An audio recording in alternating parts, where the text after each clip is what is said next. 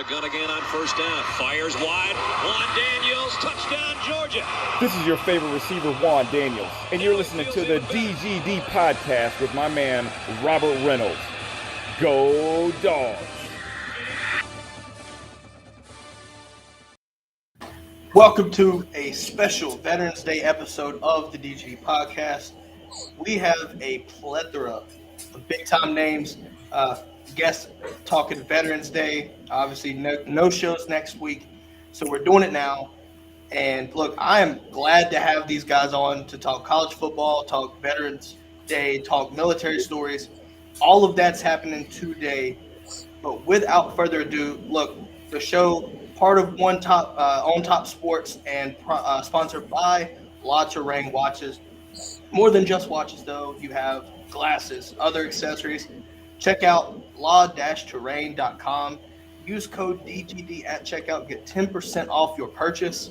Great watches. Love mine. I'm just letting you know that now.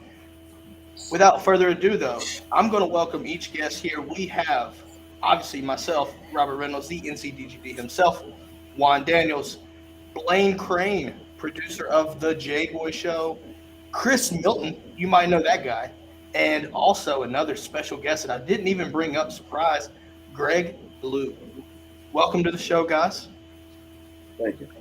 What's up, guys? How we doing today? I'm doing good. Good. Watching college football, man. Hey, absolutely. Look, also, before we start talking college football and telling military stories, this show today, you're able to donate directly to the Wounded Warrior Project, so all proceeds go directly to that organization there. The link is in the chat where the brigade lies, so keep that in mind. Look, I'm going to let you know now, as a veteran myself, I'm going to let you know right now, if you see this, rip it, all right? Most military folks, if you've ever deployed, you know exactly what I'm talking about, but if you have not,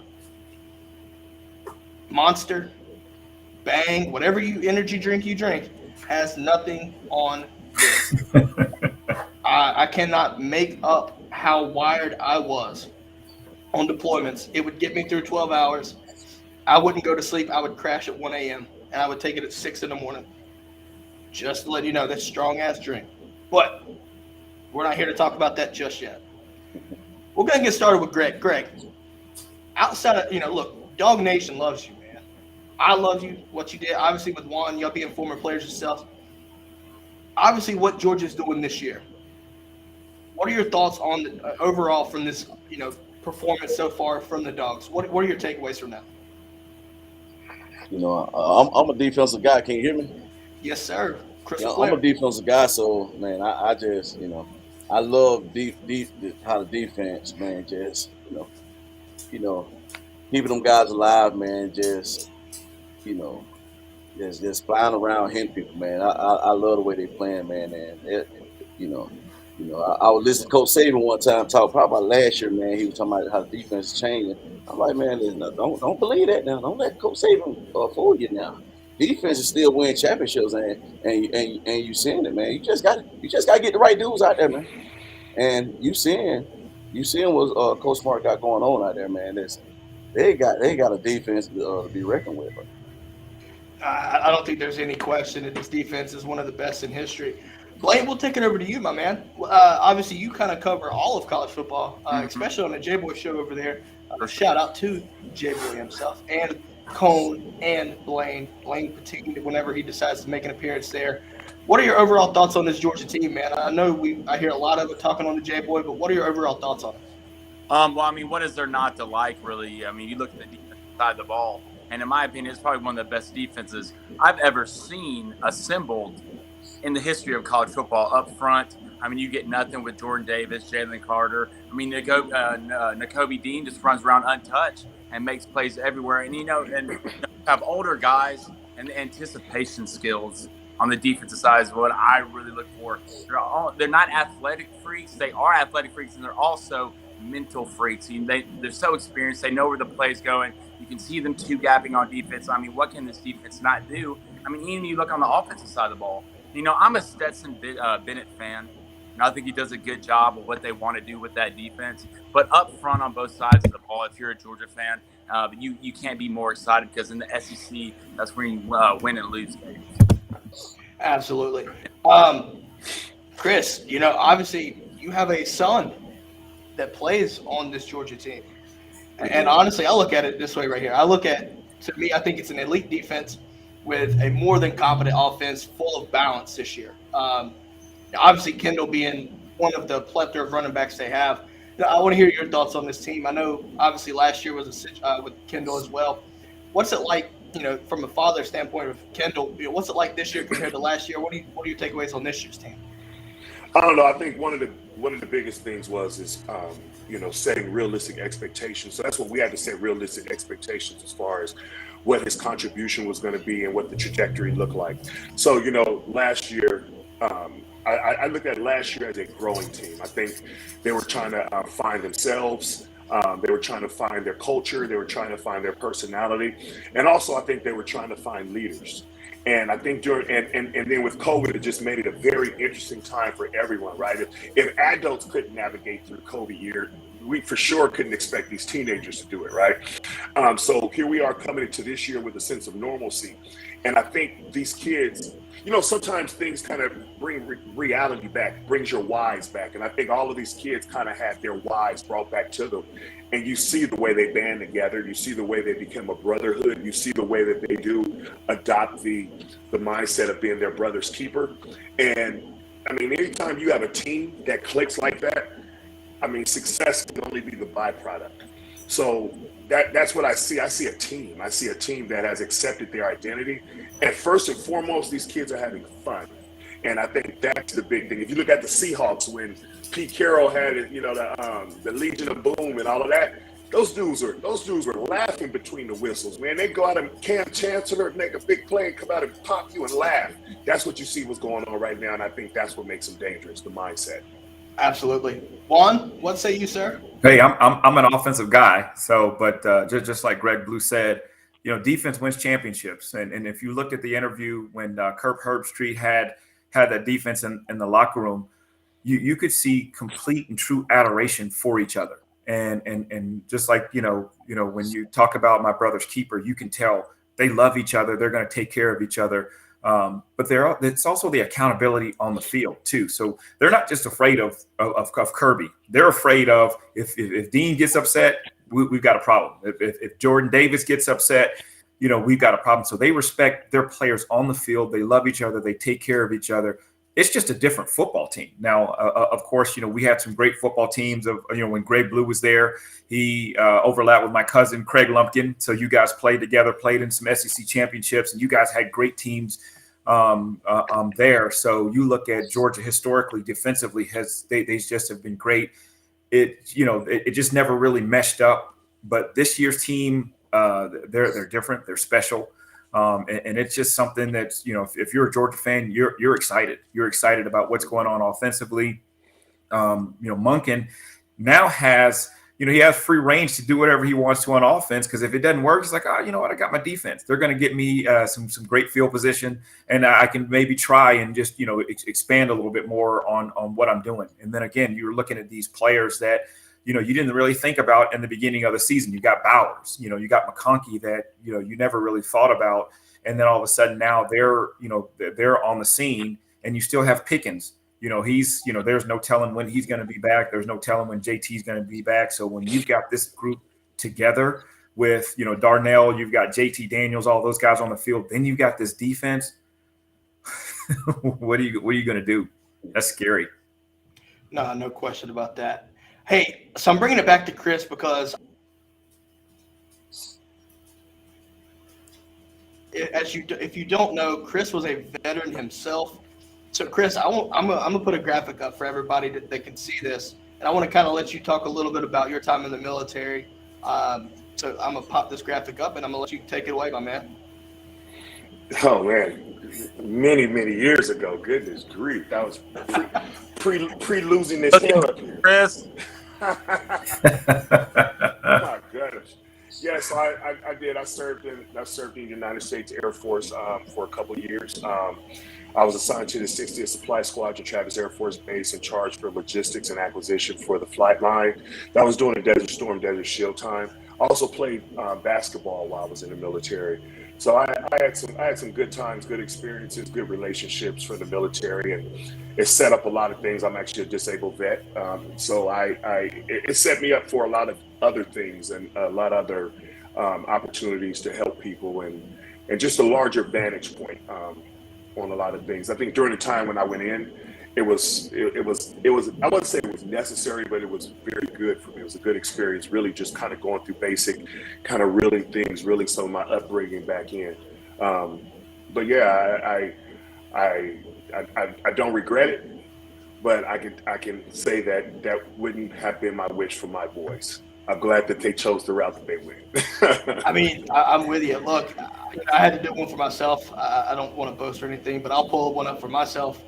Look, I was a vet, Air Force 2010 through 2016. Yes, that is a pure Guinness straight from Ireland. Sorry, it's not the basic photo that, the photo from basic BMT like Chris had. But look, my experience through Air Force, I loved it, right? Deployed once, I was stationed down in Charleston, doing logistics, things like that. I mean, look, I had a blast. And, one of the crazy things about it was, talk SEC football, Georgia football, things like that. Look, the good thing about Charleston at the time that I was there was a whole plethora of SEC teams and a little bit outside of, the realm of the SEC. But, it was just interesting to hear, your clique of Bama guys, your clique of Georgia guys, your, South Carolinas and Clemsons and all that stuff. Living in Gamecock / Clemson territory, it was always fun listening to those guys pull for the fighting chickens and the great value Tony the Tiger. It is what it is there, but it was like I had a blast in the military, and especially on deployment. And if y'all don't know, I told you about the Rip It. Rip It saved me through deployment, working 6/12s a week. Pushed me through it. I had a good time, and I'm a disabled vet as well. But I don't have a son that's going to be an NFL player in a couple years, so I can't speak on behalf of like Chris did. But I mean, look, if my son wants to go through military, I'm going to let him. I'm for it. But at the same time, if he wants to go play NFL, if he's got it like that, then I would tell him to do what he wants to do. But that's just me. We'll take over a little bit. Green Soldier is a Army guy as well, so recon infantry. He's surrounded by Air Force guys. Look, he's laughing at us, Chris. I don't know how to feel about that. Hey, somebody got to do the thinking. That's why they got us. I mean, look, the Army always gets our hand-me-downs anyway. So, I mean, you're basically right. So, I don't know. One of the things that I learned, though, guys, is taking my experience from the military. I played in high school. I played football in high school. Chris, I don't know. I can't speak on your behalf, but you maybe want to talk after this. But for me, my time in football, obviously I'm not a college guy or not like that in regards to playing there. But, my time in high school football taught me a lot. It's really translated into the Air Force and really basic training. You understand the concept, the team concept, right? Team becoming a family, things like that. Did you see the same thing? I don't know if you played ball in high school, Chris, but did you see any resemblance to that through your time going through basic and stuff? I think one thing that helped me through basic was absolutely from having been an athlete, but I'm also going to say the experiences that I got at home. When I landed in Lackland, it was probably just after midnight, and I remember getting off the bus, and we all lined up on the flight line, and Staff Sergeant Molina, I remember to this day, and this was in '94. I remember all those boys yelling at me and in my face and all this other type of stuff, man. And I stood there locked and loaded. I mean, it was what it was. You can yell at me, I just know you can't touch me, so we good. And so, it almost backfired because I was unbothered. And I told him, I said, hell, I grew up in a household with a black mother. I'm used to getting pressed. You know what I mean? This is all good. But what it did do is it did propel me in a position of leadership, and I immediately became dorm chief while my time at Lackland. And so the leadership and the ability to help mentor people going through the same thing, and I absolutely think it was an attribute to my personal trajectory. I was a chapel guy, my man. I was a chapel guy. Okay, that's what's up, man. Now, looking at it though, right? And we'll talk. We'll get back to college football in just a second, but Chris, you kind of get this. Like everybody had their specific roles, right? Whether it was dorm chief, latrine queens, all the way down to laundry crew, chapel Right. guys, like I said, like.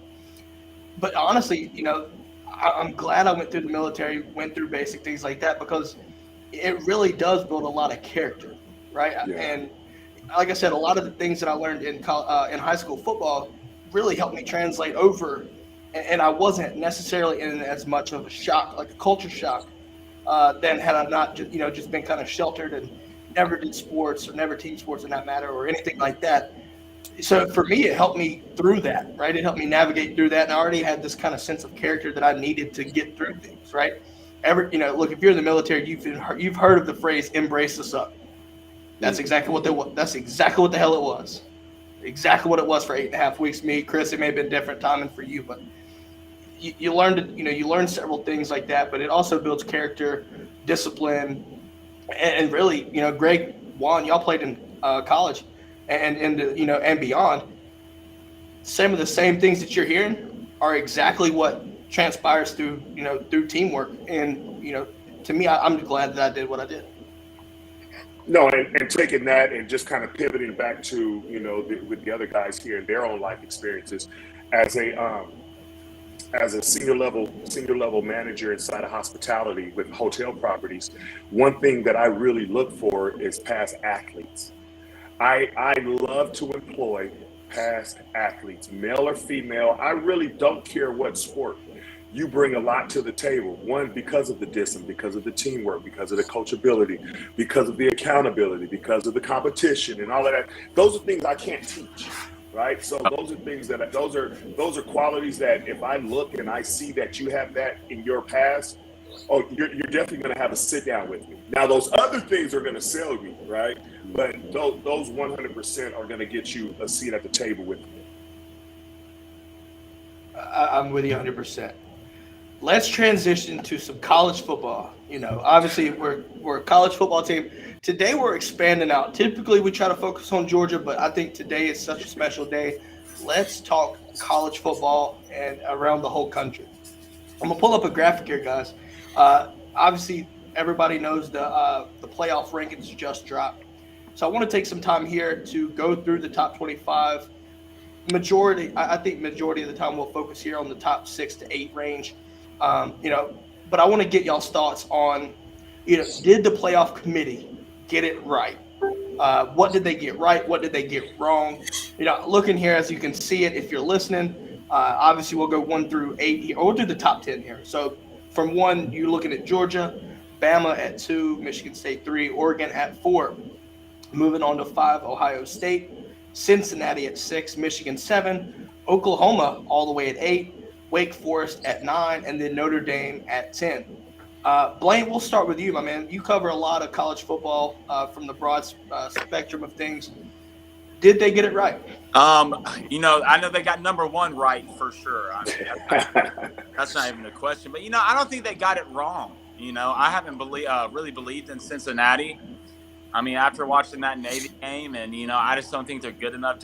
Desmond Ridder, to me, is not having his best years. Accuracy down the field isn't what it used to be. Oklahoma, Oklahoma still hasn't proven anything really to me. I think Caleb Williams is going to be a star, but that takes time, and especially that offense with Lincoln Riley, and that defense is what it is. So, and their schedule is backloaded, so if they win out, they have a really good chance. Michigan State with a huge win over Michigan. I still think Michigan's a good football team. I was always worried about Michigan through the air, but they showed me a lot versus Michigan State. And I'll look at this top 25 or really I think Ohio State, you have to put Oregon in front of Ohio State. Even though Ohio State right now looks like the better football team, I feel like if they did play right now, I think Ohio State spread would probably lean towards Ohio State in that game. But, Oregon went to their place and beat them. Oregon lost C.J. Verdell. That was their go-to guy.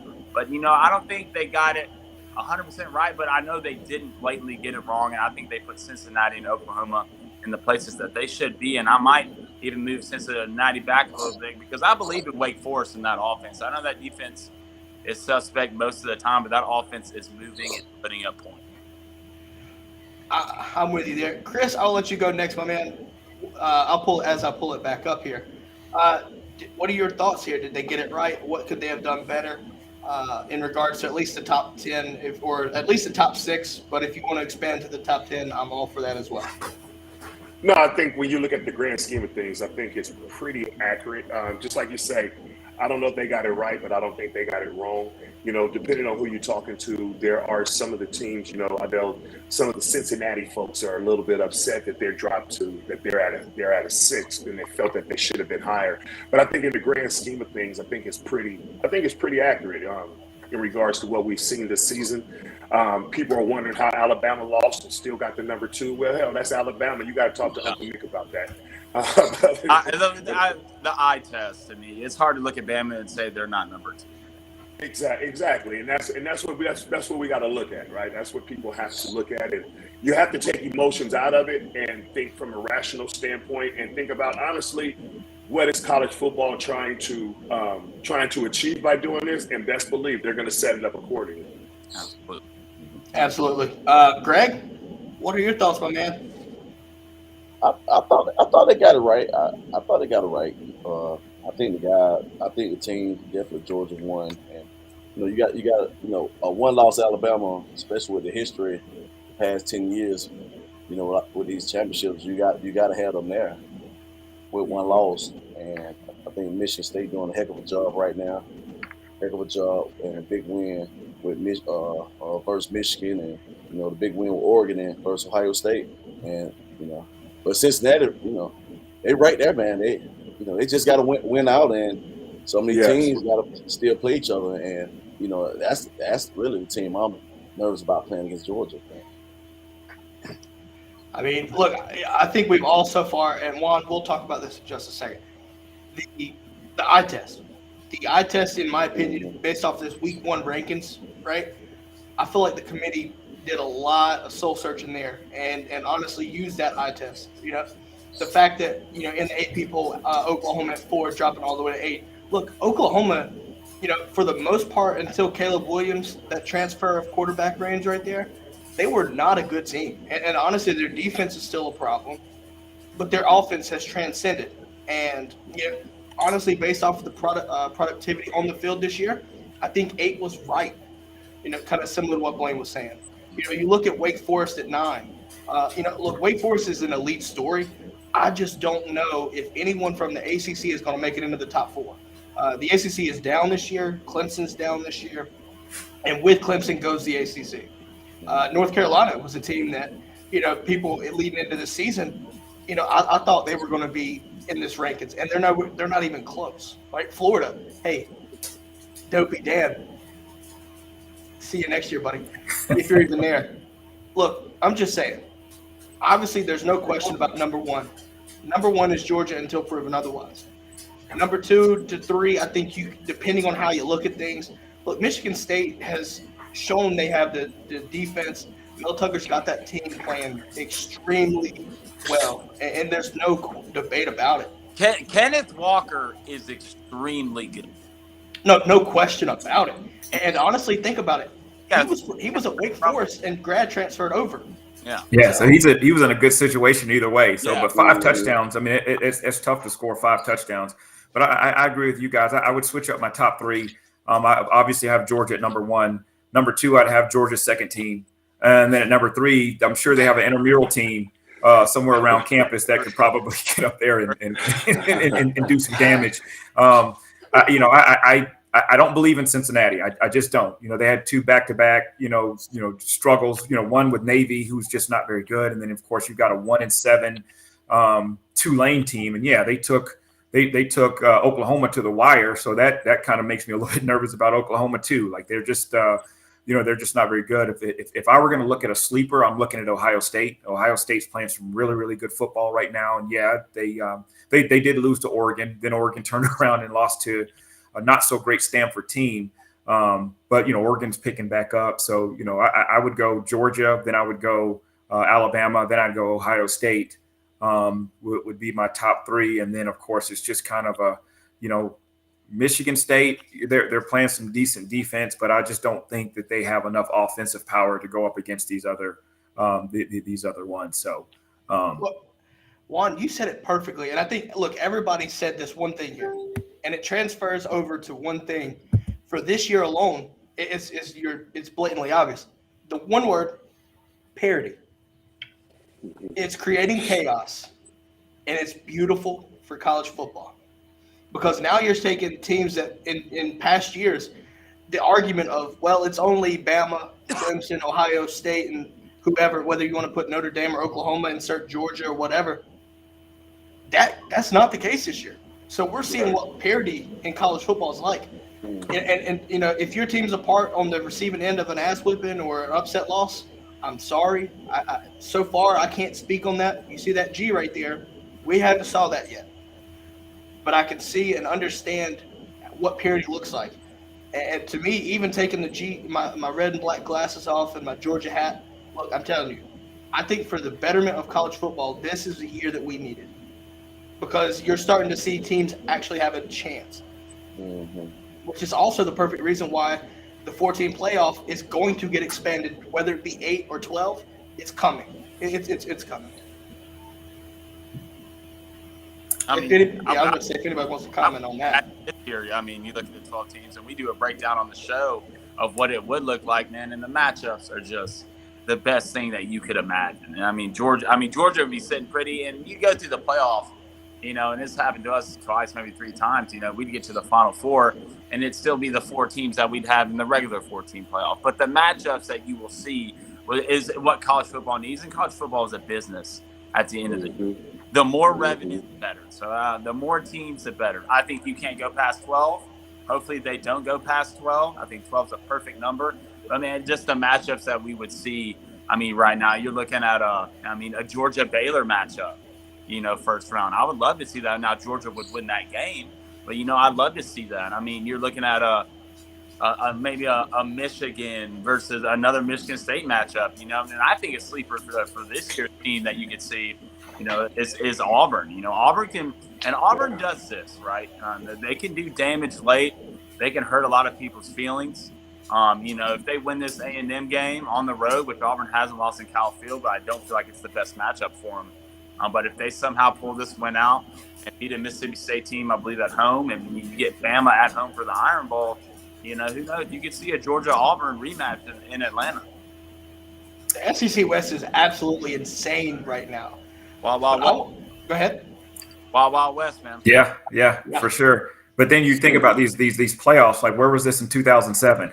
That would have been nice to have this in 2007 instead of us playing Hawaii in the Sugar Bowl. If we had that 4 game, there's no way you can tell me that we would have lost that national championship that year. I mean, we had some absolute firepower, and you've got Hawaii, who was basically a middle school JV team out there. That was embarrassing. So that was just something I wish that we would have had back then. But now we have it. It's here.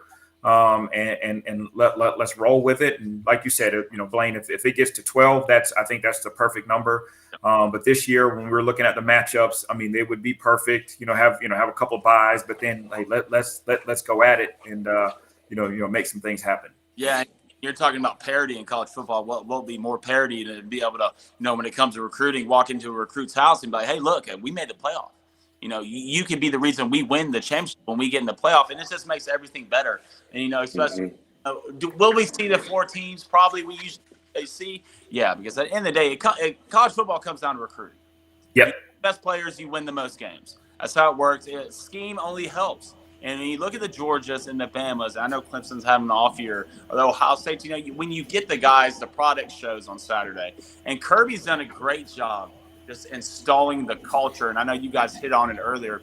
These guys are having fun, right?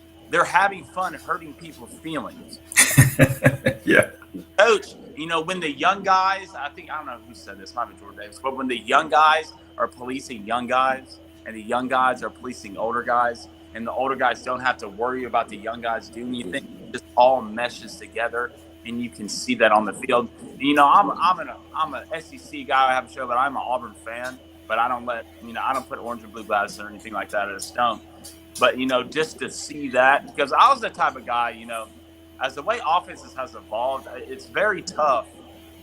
in my opinion, to have a defense that wins you a championship in this year's age football, because everything's tilted towards the offense. It's like the long ball. People love seeing score touchdowns like this long ball.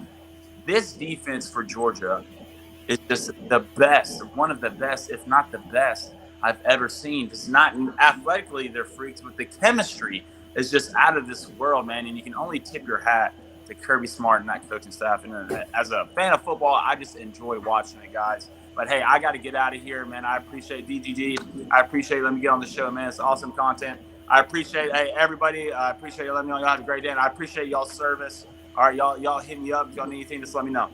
Yes, sir. Yes, sir. Before you head out, Blaine, tell them where they can find you, man. Oh, yeah. You can find me at the J-Boy Show. Twitter at the J-Boy Show. Twitter at Crane Blaine. That's me. Man, we're on Spotify. We're on Apple. Come check us out. Come hop in the Booster Club. Get your questions. It's not our show. It's everybody's show, man. We're all in this together. It's real college football content. Yeah, I think you'll hop in. You'll enjoy it. Come be part of the Booster Club, man. Now the Booster Club is hot right now, man. The show is skyrocketing. I think you've even passed Blaine Patine's level. Look, obviously tell Jake and Cole, I'll be there at 3 o'clock, hot and heavy. Just how that goes. Anyways, yes, sir. So hey, I wanted to just to say something, just kind of piggybacking on what Blaine's just talked about. And of course, Greg, you can talk, more to this. And when you just talk about defense winning championships, but you're seeing guys police other guys. And when you're looking at leaders and you're looking at those alphas, they're most likely going to be those defensive guys. Those defensive guys are going to be the ones that they demand respect. They're more aggressive. They're more authoritative. So when it actually comes to your team being a certain way, winning championships, look at Alabama when they were winning these championships. It was these defensive guys that basically just take control over the field. Like I said, Greg could, speak more to that. But as an offensive guy, I'm looking at the Randall Godfreys of the world and all those guys. And when they're telling us to be quiet and let's get things, make things happen, we're quiet and we make things happen. I'm with you. I think, you look at this team and the makeup, it starts with, seeing your guys. This year, we're focusing on Georgia this year. You're looking at the team, it starts with guys last year that decided to come back. And with the way things was, I was surprised, but I was super excited to see guys like Zeus, James Cook, Devontae Wyatt, Jordan Davis especially. All these guys came back, and they put a chip on their shoulder and were like, nah, we unfinished business, right? To me, right now, what I love about this team is they're laser focused. I don't know if anything is going to knock them off their main site. Look, there's so much going on right now in college football. Obviously, the playoff rankings just popped out. Georgia's number 1. But Kirby's telling these guys not to focus on that. But I don't think he even has to do it. I think these guys understand what they need to do. You hear the rat poison comments, you hear all this other stuff. I think these guys have what they need to set in their mind, and I don't think nothing's getting in their way. I just don't. I really don't. But I do want to ask a question for Chris. With obviously the offense has really shown signs of balance, in my opinion. Obviously Kendall being hurt right now, obviously on the mend, coming back. As a father situation, what are your thoughts here? Seeing him produce, because I know he finally got his first touchdown against Arkansas, which that was a huge deal. So I'm sure that was a fun sight to see. But what are your thoughts right now on how not only him coming off the injury, things like that, but how is that running back room? I feel like they're like a band of brothers, to throw a military term out there. Am I seeing that the right way, or is there I just feel like it has to be, right? I mean, if you watch, all you have to do is watch on the sideline. When you watch and see one of them get in the end zone, their brothers are the first ones that's celebrating with them. When you see Dejon Edwards, go out there and ball, all those guys are coming off, celebrating with them. And that's what they are. At the end of the day, they all are there for the same exact thing. And they understand that as long as they produce, they're going to get their opportunity. And I think one of the biggest things for us is, we realize that things happen when they're supposed to happen. There's a Bible scripture that basically gets around, you got to plow your field, man. Just plow your field, do it fervently, do it do it diligently, do it purposefully every single day, and your blessing is going to come. And that's something that Kendall has adopted. And we just believe that things work when they're supposed to work, the way that they're supposed to work. And even with the rotation that's been going on with the touches that he's been getting, he's been producing. He's been checking the boxes that he needs to check to be a dominant athlete next year. Inside of that program, we're comfortable with that. But I also do believe that God is preparing the other part for him, the off the field stuff, the induction into the Leadership Academy, the Dean's List, honor, like all of that crap. He's using this time to put it on his resume while he works on somebody else's blessing, right? And that being Zeus and Cook. We believe, man, there's enough for everybody to eat, man. And I don't know, we're just a little different when it comes to that. Would I honestly love to see my kid being a featured back and all this and that? Hell yeah. But am I willing to see it at the expense of 30, 35 carries a game? Absolutely not. So we play our position, we play our part, and we let the process happen. It's really kind of that simple for us. I think that's what makes Georgia unique, in my opinion, right? You look at other teams around the country, and I think this is almost a kind of historical. Greg, Juan, you've played through these teams. Georgia seems to always have a plethora of backs that are, multi-versatile, multifaceted, whatever you want to call it. They're basically Swiss Army knives. They have specific niches that are stronger than others, but they can do it all, in my opinion, this year. And you look at Zeus. In my opinion, Zeus has been able to really open up and become a better receiver out of the backfield. You look at James Cook, typically known as a receiving back, able to run through the tackles, which I was glad to see that. Then you take Kendall. Kendall has that blend, him and Kenny as well, both of them. And one of my things I think for me was understanding the pass protection, and you're starting to see those guys become better blockers on top of being able to run, being patient. Kendall to me seems him and Kenny really have great patience. I love it. But you're starting to see these guys become all around great running backs, not just specialists. Mm-hmm. And I think that's what really helps with the balance of this offense. And as Dog fans, we understand that it's going to take not only our elite defense, but it's going to take the ability to score points. And with that balance, that's going to help. And I think, looking at this year, I think all Dogs fans understand that this. Honestly, look, I'm going to be realist here. I think this is the best chance we have of winning a national title. Not to say that it's our only chance. Don't get me wrong there, but this might be the best one we've seen so far today. And look, we've had some very, very talented teams, but I think this team is special. This year's team is special. Not discrediting any other year, but this year, something about it is just making this team special. And I'm all for it. I'm all for it. Chris, while we have you, though, I do want to ask you a question. Obviously, everybody knows Kendall. If you're a Dog fan, you know Kendall. But you also have a son, Kalan. I hope I didn't say that wrong. Plays at Fresno State. How is he doing? How is his season going? How's everything over there for him? So actually, Kalan graduated. Okay. I knew he was. I knew he played at Fresno State. I apologize. Yeah, he graduated from Fresno State. Right now, he's pursuing real estate. He's another focused kid. He's. These kids are dedicated to the grind, and I tell these kids often that I admire them. At 48 years old, I admire my 24 and 19-year-old sons because they are showing a level of sacrifice and discipline that I wasn't willing to do out of my own ignorance and out of my own selfishness. So I admire them for that. That's why to this day, we Mon and I will do anything for these boys because they're opening doors for themselves. So I'm proud of my dudes. Absolutely. This year, it's kind of been one of those things where, in my opinion, it goes unnoticed, but kind of keep it up with him. In my opinion, he had a really good amount of production as well. So obviously, look, Dogs fans understand this. Kendall's a different breed, but I still like keeping up with Kalan when he was in Fresno State. But, I appreciate that. No question. Looking at this though, Greg, I want to ask your opinion here. I think everybody knows Greg Blue from the hit on Auburn, right? And I have a feeling you've probably heard this a million times, a million times. But you're about to hear it 1,000,001 time. So when that happened, I feel like it kind of changed your life because, like, I mean, I knew, I think Georgia fans knew you, right? But I think it legitimately like changed people's perception outside of the Georgia realm.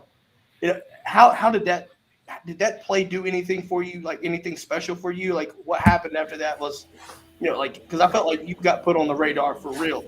I think people had to respect it after that damn hit. I'm just gonna be honest. Most definitely. I think national wise, definitely, put me on the map on the radar. I think, within the SEC and through my team, I always had respect because they knew, they already knew what I can do and everything. But that was a big deal right there. And plus, that year, that was my redshirt sophomore year. I was coming off an injury, so that's my first game the whole year. And it was they set out 6-7 games that year, that first 6-7, and I was ready. And the coverage we was in, and I saw him come. I said, "Oh, it's so wet."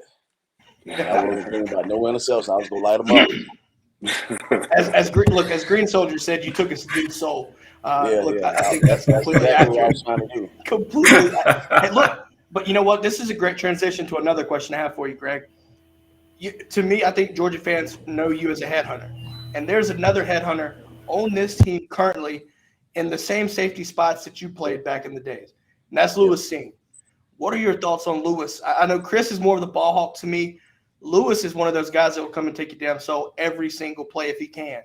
What are your thoughts on that? Seeing somebody like with that kind of reputation back there patrolling the backfield now. I love guys like that. I love guys like that as a coach. I want to recruit guys like that because I know this is how I look at it. I look at it like 85% of football players, they don't like to get hit, man. And you got to be crazy to play defense. That's all. You need some guys out there to create that fear out there, and they will leave you alone. They think, when you're kill out there, the game is easy then because you don't have them guys won't want to try to block you no more. Nothing. I done had guys tell me this play ain't even come here, big dog. And that's how I look at it in football, man. That physicality part, man, that's the equalizer.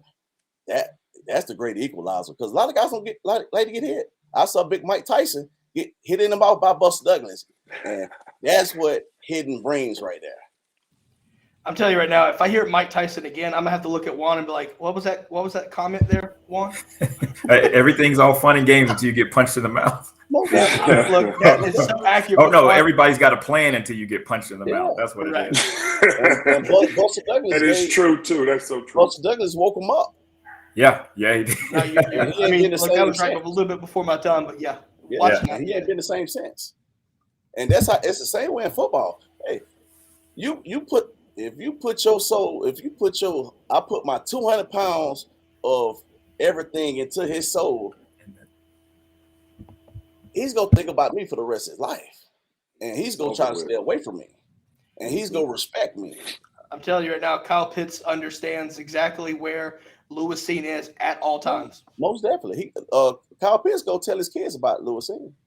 Yeah, so I want to hear y'all. I want to ask this for everybody here, right? With this targeting rule, right? You look at the the concept of the rule, right?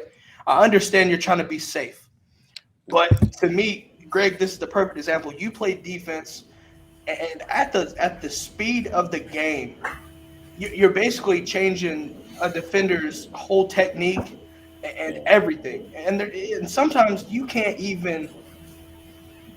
It's hard to really say because you see offensive guys talk, right? Try to prepare for a hit, and you call that.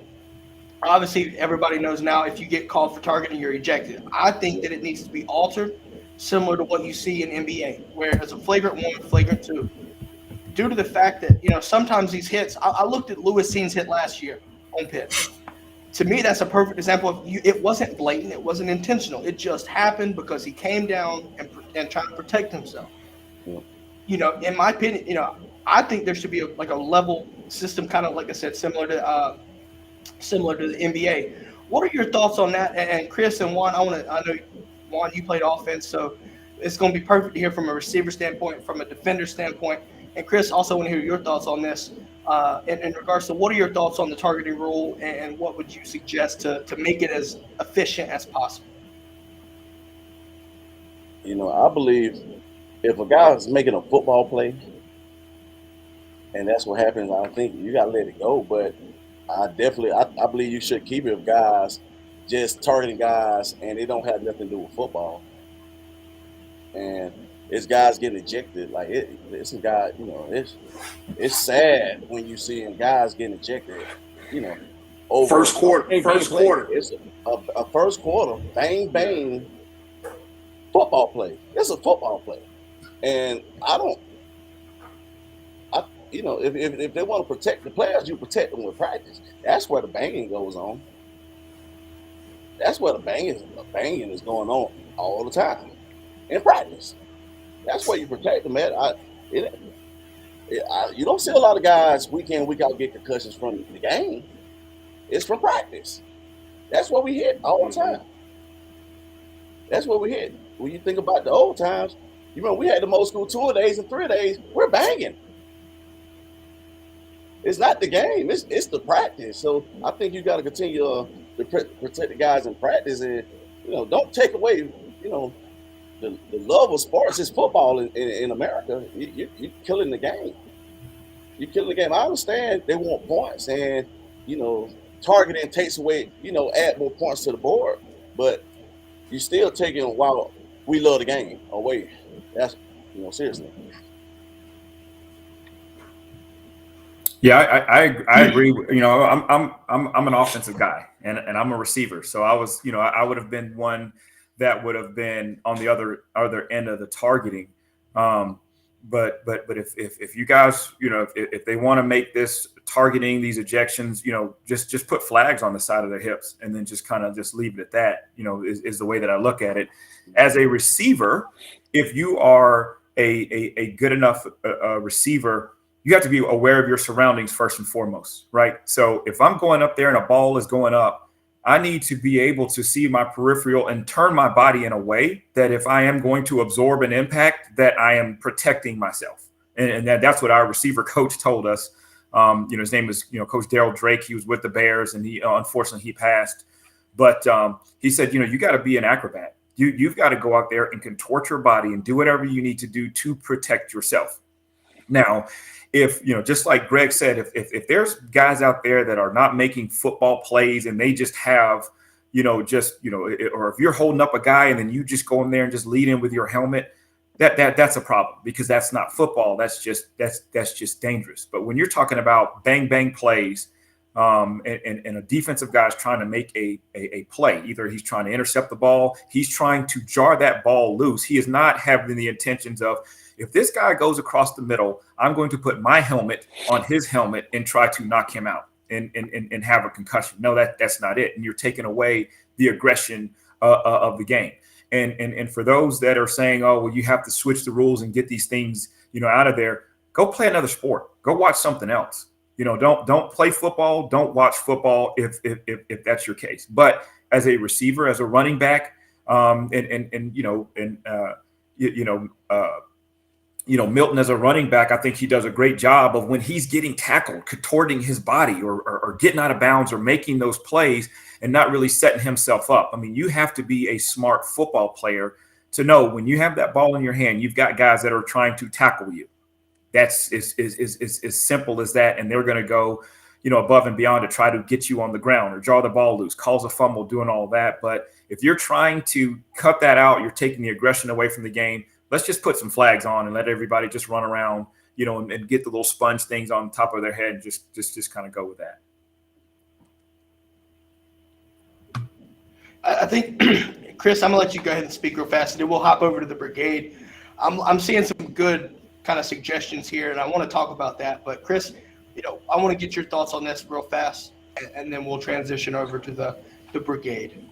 So I look at it from two different ways right now. One, because I have a son that plays running back, then I also had a son that played defensive back. So I see him from both, you know, from both sides. So the running back dad, in me says, hell yeah, they need to do something about targeting. They come in and headhunting and trying to make that big play and here to pop, we need to do something. But then on the other side, for my DB, I think about my son going in to tackle, and you see the receiver dropping his head at the last minute. You see the running back dropping his head at the last minute, and you get that incidental contact, right? And it looks like the launching, because if I go to tackle and lead with my shoulder, head, helmet to hit the belly button, right? That's a technique-driven angle tackle. But the moment I drop my helmet, I add my helmet into the equation. So I think to just have it as one umbrella rule, I think it's kind of reckless, simply because of all the things that can happen, right? But I also think that when you start looking at, we also have to look at the message. All these companies are sending the message that their helmets are the best. Their helmets are have the best impact. They rate this on protecting the brain and this and this and that. So what that sends the message of, well, hell, these helmets can take impact. Shit, that's what they're for then, to provide the impact, right? So if we truly want to get the head contact out of football. Now, I do understand the byproduct, the CTE and all of that other stuff. I'm not naive to that. But if we truly want to get that out of football, you got to go back. You got to go rugby or go back to a leather helmet to where you're forced to get it out. Otherwise, that's the only way. And it's like Rodney Harrison said. Rodney Harrison said, it's like you can't decide that you want to become a boxer and then press charges the first time you get it. You kind of know what it is when you're signing up, right? Right. And so as a father, trust me, I'm aware of every possibility that can happen to my children on the football field, including death. That's the reality, right? We know that. We can't all of a sudden decide that we have a problem with it when our number got called. That may sound callous, but I think that, we have to start looking at it case by case and looking at all the elements involved in it. Because it is. That first quarter, man, that safety or linebacker coming in to make a play, and all of a sudden, what was it? Just a couple of weeks ago, man, a kid damn near less than 2 minutes into the game. Game over, right? Yeah. It was Louisville or somebody. Yeah, it was. But to me, that's bullshit. Real fast that game. It's a big picture. It's a big picture to this, and we have to stop looking through this microscope and look at. But look at Clemson's top linebacker. The last 2 years in the championship, and then also in a semifinal, he's out of the game in the first quarter. In the first half. And not to say that they were going to come back or they were going to beat LSU that year, but you've got a defensive leader out there who knows the game back and forth, and he's probably done all his studying on Joe Burrow and that potent offense. He's gone. He's gone. And then of course the next year they go up against an Ohio State team again. First quarter he's gone. First half he's gone. So that's just tough for. Again, you come out there, you prepare all week, all season, and you're out in the first quarter or you're out in the first half, and you're just, this is what you don't have very many games. I know 15 games, if you make it to a championship, seems like a lot, but if you go in the off season and all that preparation that you do to miss a game, to miss a quarter, to miss a play, it hurts. Mm-hmm. It hurts. Mm-hmm. I'm with you, and I want to go back for a little bit here. Green Soldier, he called it out perfect here. He says, if there isn't a change to this rule, somebody will get really hurt trying to abide by it. And you look at defenders, how they're adapting to this rule. Instead of going for the head, they go low. So you're seeing a lot of ACLs and leg injuries. And sometimes, not to say, every injury is bad, and you want to make sure that safety is the main focus of the game at times, right? But then you start to look at people going low, and sometimes ACLs and things like that are almost as hard to come back from a concussion. You don't want concussions, you don't want ACL injuries, and I can understand where Green's coming from in the sense of, you're making the game a little bit more dangerous by trying to be overprotective, and kind of like you said, you look at guys like, to me, Auburn has been hit so much with this damn targeting rule. Smoke Monday 2 years straight against Georgia. You look at the Penn State game. You sit there. The guy is trying to keep the runner from entering the end zone, and he hits him and pushes him out of the end zone. But it's targeting. As a defender, Greg, you know what I'm talking about here. You've played defense. To me, it's asinine to sit here and say, "What do you want me to do? Let him fucking score?" It's stupid. You can't do that. He's just trying to keep the guy out of the end zone. That's his job. But you sit there and you call targeting like that. To me, I just don't like it. And the fact that it's been super inconsistent. The refs need to find a way to make it more consistent. And you look at the situation of, instead of sitting here and trying to replay this and replay that, why can't referees use why can't they use just common judgment here? Use the replay, but use common logic instead of trying to follow all these rules, because they don't get it right. They don't get it right. You're creating inconsistency, and it impacts games. Sure, you get any game, but honestly, important games. Greg, you talked about it here. Go ahead, Chris.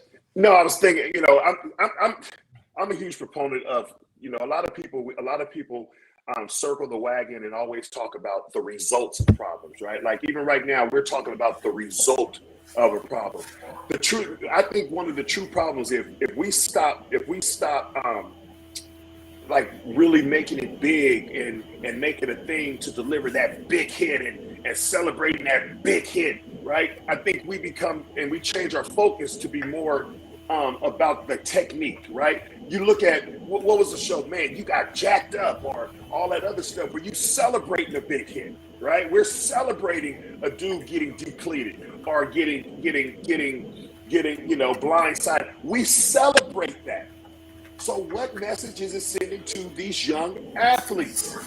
This is part of the big picture that we have to look at what we're celebrating. If we take that stuff away and say, okay, this is not football anymore, we're going to shift what we celebrate. We're going to shift our focus.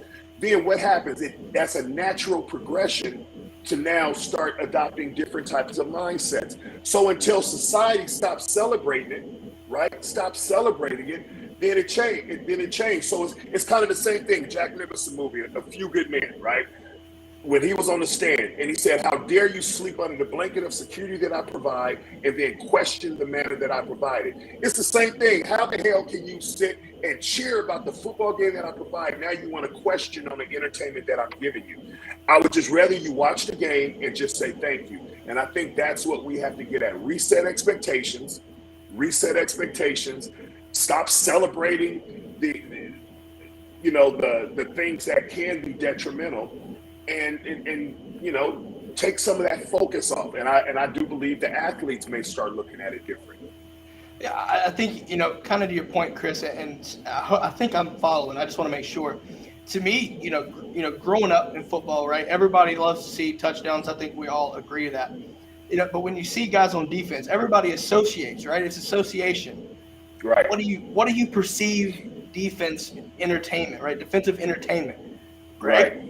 Greg's big hit. Like, I still have that ingrained into my head. Right, now, right. To your point, I understand you shouldn't kind of worship that. Yeah. But at the same time, it sticks in your head because you remember that. Right. And I see your point. But I just think it's going to be very difficult to try to get everyone. I think you can get a majority of folks. I really do. Yeah. But I just don't know what it's going to be like with everybody trying to transition the mentality on what to, the shift there. I love the idea. I just don't know if that's plausible. And the reality is it's probably not a realistic suggestion. However, though, it is one, right? We have to look at it. It has now become part of the game, and it's become part of the game that people have made a lot of money on. You see them on commercials all the time, and this and this and that. And because a certain demographic now is affected by it, a lot of the people that have the CTEs, the depression that they're facing, and all of that type of stuff. Then we look back and say, "Oops, maybe we shouldn't have did that. So let's just cut off the nose, spike the face, and get rid of all this all together." And it is opening it up for additional injuries to happen inside the game, whether it be to that defensive player who all of a sudden in the middle of his movement is trying to change the way he tackles, or where he's hitting that athlete. And so, I have a big running back. I don't want him chopping the tree down. You know what I mean? I mean, that's the other side of it. Yeah. And that transitions not only to skill positions, but even offensive linemen. Georgia Tech was perfect for this. Greg, Juan, y'all know exactly what the hell I'm talking about. Cut blocks, man. They were notorious for cut blocking, and that leads to injuries especially with big men. And you know, to me, that, you know, one fan base is going to say, well, we're just doing what we have to do. The other fan base is going to sit there and say that's dirty as shit. You know, I think there needs to be that. I guess for me, like, I think it's human nature to see two sides here, right? There's always that third side that nobody wants to collaborate to agree with. Kind of what Chris is saying. We know that, you know, we understand it's a form of blocking, but is it, you know, it's kind of dirty, you know? Yeah. So I'm cool with cut blocks. It's just the ones when a defender engaged the whole other way, you come back and cut him off in the back of his leg. Yeah, That's- chop block. Yeah. that's And malicious. he's not That's looking at bad. it, but they're not gonna call it a verse with option teams because they're engaged with another guy. But them the ones I hate. We teach guys how to get low and defeat cut blocks when you see them. But I agree with that. When you're engaged on on an offensive guy and the tackle comes down and just take your ankle out, that's That's a blown knee. just like that's him, ACL a waiting to happen. receiver that not even looking, you know, a receiver just running down the field for no reason. I'm with you, man. I played. I'll tell you what. In high school, option quarterback. You know how easy it is for an offensive lineman to take somebody out by just falling down, Yeah. trying to block. I'm telling you, you can see it happen.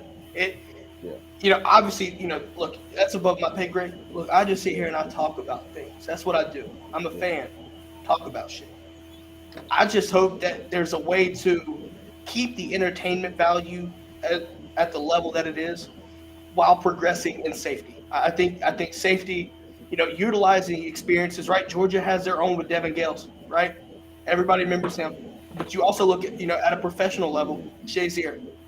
And honestly, the Skowski tackle, I think on Fields that he got called for targeting, to me, and I ain't even a Clemson fan, that scared the shit out of me. Yeah, Because he went straight, like crown, like head, like just eerily similar to what Shazier did. So, you know, just somebody that understands football and seeing that, like watched it happen live, I was petrified that I was like, I'm glad he got up. And I don't care for Clemson. I could hate the Tiger, great value Tony Tiger. I don't care. But at the end of the day, I'm not going to sit there and be selfish and wish injury on somebody. And I hope that they learn from that. I was saying, well, I was scared for him too, because that's when you hit right here, that's the one that can kill you. Yep. And honestly, the rules of the game, you know, as much as people want to say the rules of the game, especially the targeting rule and things like that, it's not just for the person getting hit. It's the person initiating the hit. Yeah. Because, like I said, you look at Shazier as a perfect example. He made the tackle, but the other guy got up. He didn't. Yep. He's still struggling to get back to normal life because of a tackle, and it seems so meaningless. Not really, like in the grand scheme of things, a tackle is not in the scheme of life or the whole scope of life. It's nothing compared to the whole, you know, level of life. But his life got impacted significantly because of a tackle and how you tackle. So, you know, you look at the players to the coaches. You know, it starts with the coaches understanding the technique and teaching those fundamentals, right? You always. Well, Greg said that it starts in practice, man. You gotta get rid of that stuff in practice, and then that should translate, you know, or you know, transfer over to the game. So, you know, again, I think that, you know, Greg makes a great point, and even go into, you know, what Chris is talking about. How are we going to get this stuff out of the game, or how are we going to change mindsets? It's going to start in practice, and then once you have gotten that culture or gotten that thing down in practice, then when you go out there, it should transfer to the game to the point to where these players are safer. And just like Chris said, you know, he's got a defensive back son that he wants him to go out there and make safe plays. He wants him to finish the games. But he also has a running back son that does not want him to be targeted and get hit in a certain way. So again, Greg made the best point. This stuff is in practice. Take care of that stuff in practice. Take care of these players in practice. Yeah, I think you look at it, like you said, practice is one thing. You know, you look at teams that kind of avoided contact in practice. And I kind of move it a little bit to come back to this, right? My thing is this: you see how physical Georgia is, and you do that in practice. It starts in the off season, very physical, right? Very physical defense. But the thing about fundamentals is one thing, and coaching is another, right? All that you coach the fundamentals, you can play at a high level, play sound defense, play physical as shit, but also play it safe. And that's one of the things that I'm seeing with this Georgia defense. And I'm happy to be seeing it is, we play extremely physical, making contact. We run physical. I hate to sound bad, but that Xander, the safety from Clemson, Kendall just chucked, put his head down and leaned into the shoulder. And I hate to sound bad about it, but he ended my man's season. We're just a different level of physicality for this whole team, but we do it the right way, right? And that's what I love to see. I love seeing sound, disciplined football, but being as physical as you can while keeping that, that level of safety and fundamentally mentally sound. Wow, having a hard time speaking there.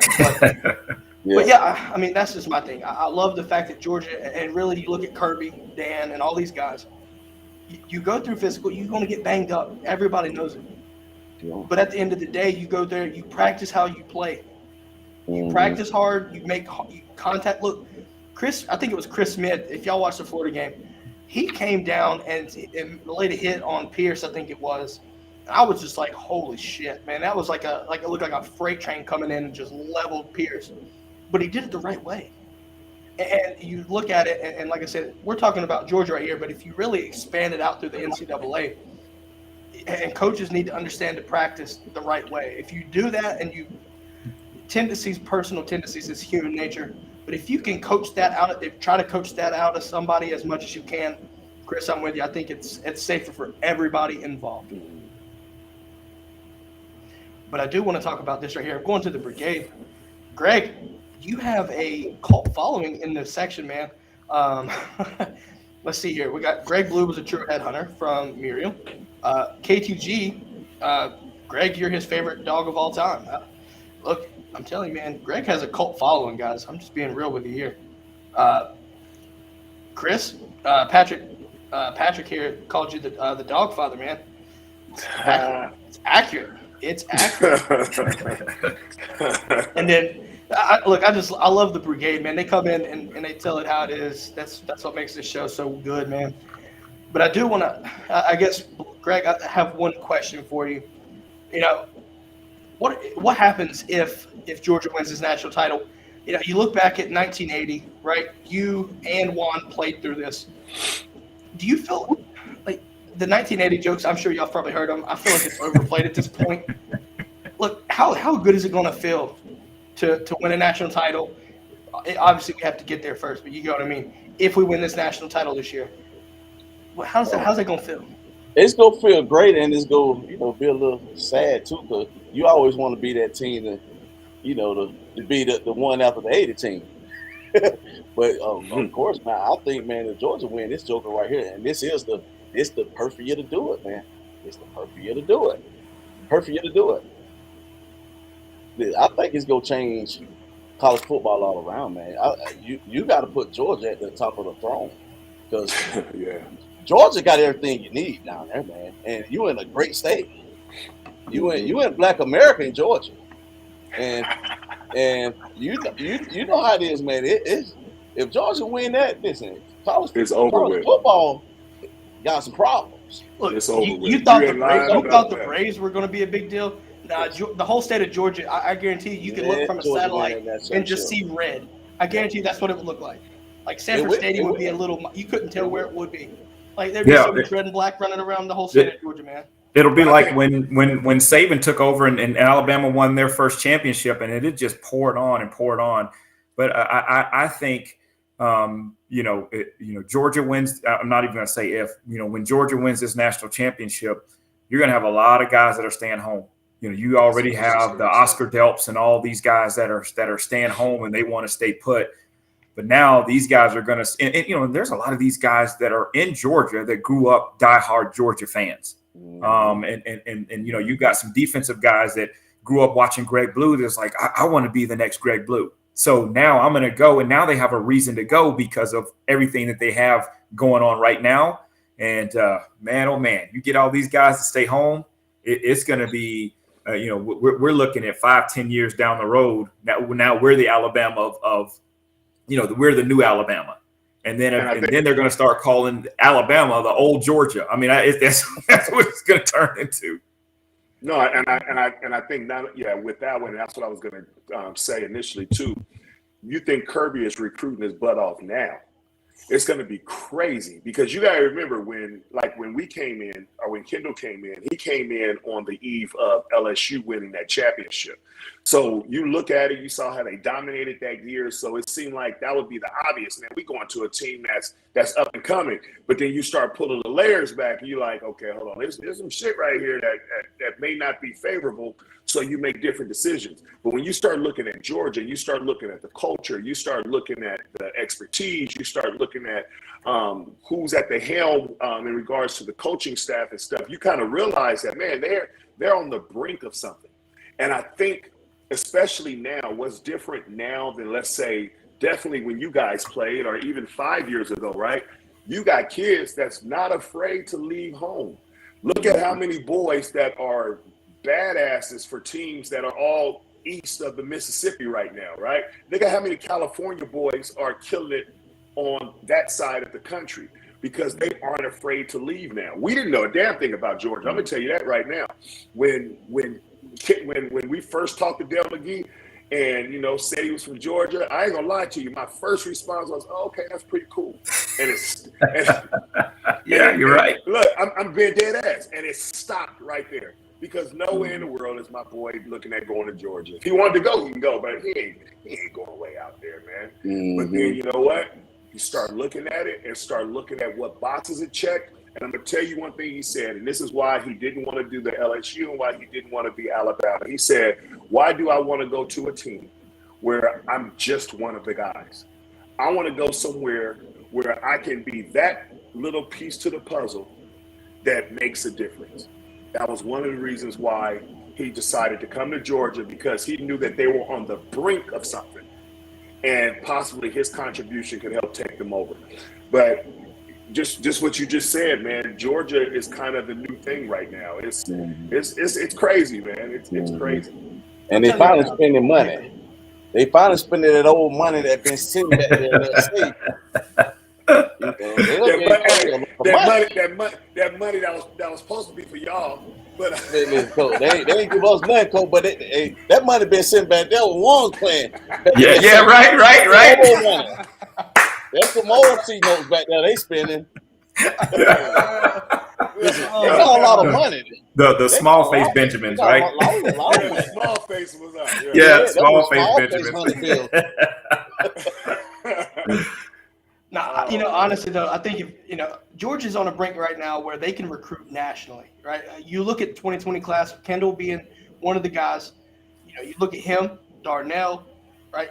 All those Keeley, all those guys coming from West Coast, and that tells me that Georgia, right now, not even winning the national title, is on the brink of being able to sit there. If they win the national title, they're going to be able to go anywhere they want. They can do it right now, but I think it's going to be damn set. Anywhere you want to go in the country, doesn't matter where, and you're like, we're from Georgia. We're going to Georgia. Like, we're from Georgia. You know exactly what we're here for. Greg, I know you have to go, my man. Look, it was a pleasure having you on. First time. Loved it, right? You got your cult following over here. Where can people find you, man? And obviously have a great day after the case. But you can find me. Matter of fact, y'all, or some of y'all, you can come to the game. Said I work at I'm defense coordinator up at Reinhardt University, right up here in Canton, up 575. A couple minutes away from that Braves Stadium. Come on, yes, up, sir. Check this out. I'm not far away. I'm just right up the road, right up 75 through all that traffic. Hey, tell Cliff Matthews I said what's up, man. We hoop together. I score on him a lot. So let me tell him. I gotta tell him. He's been on me all morning. But hey, like I said, Greg, it was a pleasure having you on, man. I hope you enjoyed it. I know the brigade loved it. I enjoyed the hell out of it. Look, we'll have to do it again soon. Look, it was just a pleasure talking to you, and it's nice to be talking to one of those dog legends, man. It's always fun doing that. Yes, sir. Good luck tomorrow, Greg. Thank y'all. And Coach. hey, I appreciate it, man. I enjoyed it, man. You know, I enjoyed it, man. And hey, nice to meet you, Mr. Kendall, and everything. Hey, Milton, yeah, man. Come on, give me my identity, man. Jesus. Chris Milton. Yeah. Mr. Milton. Jeez, look, I've been reduced to Mr. Kendall now. Good. Yeah. Hey, no, I switched it up real quick. Yeah. Yes, sir. Yes, sir. Yo, Hey, man, like I said, man. nice seeing you again, man. Thank you, Robert. Yes, sir. Have a good one. Good luck to y'all tomorrow. Greg, good luck tomorrow, man. Thank y'all. Y'all be good. All right.